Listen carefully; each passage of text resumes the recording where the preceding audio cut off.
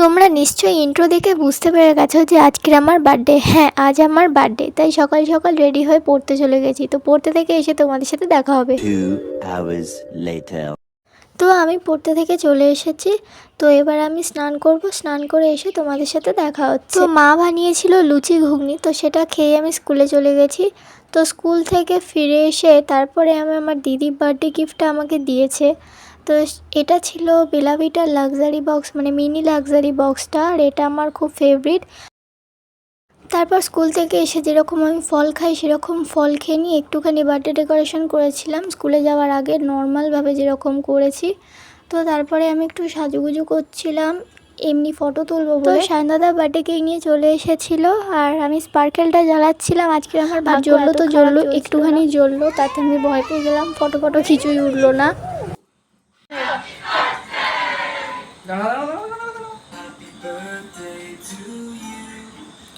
মালাইট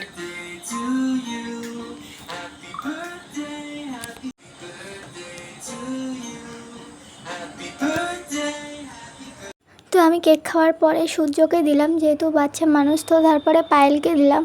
আর আমি এসব বিষয় মানে কিছুই জানতাম না, কেক বার্থডে সেলিব্রেশন এইসব মানে কিছুই জানতাম না। তো তারপরে আমার মা আমাকে একটুখানি পায়েস খাইয়ে দিল, কেক খাইয়ে দিল। তারপর দেখো মাও আমার সাথে বদমাইশি করলো, মুখে লাগিয়ে দিল।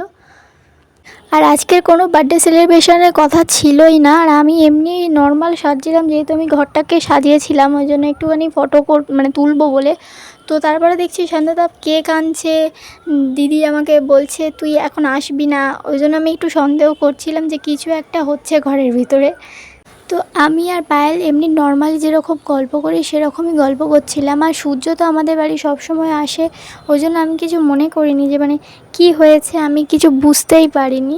তো তারপরে যখন সায়নদাদা এলো, কেক আনলো, তারপরে একটু একটু সন্দেহ করছিলাম। তো আমি রেডি হচ্ছিলাম যখন, তখন দিদিও কিছু বলেনি। যে তো এটাই ছিল আমার আনএক্সপেক্টেড বার্থডে সেলিব্রেশন। তো তারপরে সায়নদাদা আমাকে একটুখানি কেক খাইয়ে দিল। তো তারপরে কেক খাওয়ানোর পরে একটু পায়েস খাইয়ে দিল, আর পায়েসটা খেতে মোটামুটি ঠিকই ছিল, আমার তো ঠিকঠাকই লেগেছিলো। তো দেখো আমাকে পায়েস খাইয়ে দিচ্ছে, আমি বলছি অল্প অল্প দাও।